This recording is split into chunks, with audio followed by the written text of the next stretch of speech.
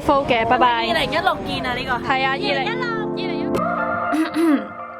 2016年，等我攞翻本 schedule 出嚟先。過咗成年，你見到佢已經又肥又厚啦，就好似我呢一年咁，一樣充滿色彩。2016年嘅第一日，我已經俾咗第一個挑戰自己啦，就係上山睇日出。記得嗰陣陰天等咗好耐，其他人都開始有啲放棄啊想走嘅時候，我就覺得我一定會等到佢出現嘅。結果等到睇到，亦都比想象中更加放晴。嗰一下嘅體會同滿足，我到而家都仲記得。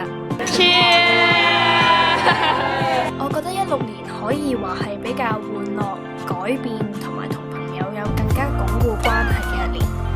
我放多咗時間呢，去俾自己去接觸新嘅事物，去認識更多新嘅朋友。我哋係邊？當然就唔少得舊朋友啦，簡單由 random 聚會到 events、parties 都好，都係充滿歡樂嘅。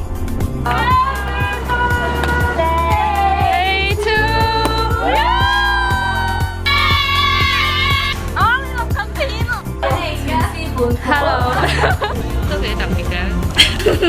可唔可以同你哋影相啊？你哋咁靚仔。好感恩身邊有一班好嘅朋友圍繞住，咁都有位好嘅伴侶陪伴，增添咗唔少甜蜜嘅回憶嘅。Sweet 啊，好肚餓啊，真係。16年對我嚟講都係仍然充滿第一次嘅一年，好感恩可以有幸見證朋友嘅求婚。好感恩可以喺自己生日睇到最靚嘅日落，亦都好感恩可以睇過唔同嘅新事物，同唔同嘅人合作等等。而自己寫下嘅目標呢，都有努力去達成，呢樣真係好滿足。而其中一個目標達成，就一定係想去咗好耐嘅馬爾代夫啦。嗰度真係好靚，好放鬆，有機會一定要再去啊！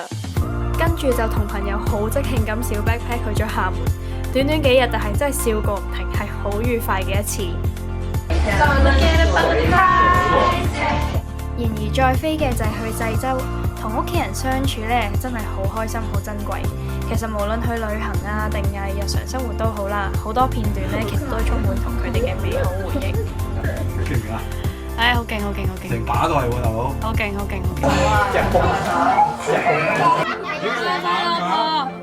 身體健康，加上我嘅黃爸黃媽實在太可愛啦。Oh flower dad。16年，好幸運地，我再有更多同品牌合作嘅機會，可以去唔同地方，再一次寓工作於娛樂，帶俾我好多挑戰同埋機會嘅，令我更加重視自己呢一份興趣。雖然我出片呢就冇以前咁密，但係呢，我仍然都默默有記低啲 idea， 計劃 share 更多 content 俾大家㗎。堅持重質不重量。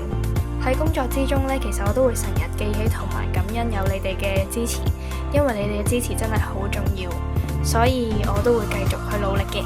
過去嘅16年的確係令我更加了解同埋更加認清自己嘅方向，而2017年對我嚟講呢，就係我行動嘅第一年。我有預感呢一年一定會更加精彩同埋深刻，希望你哋都會一樣成功追夢，我哋一齊努力啦！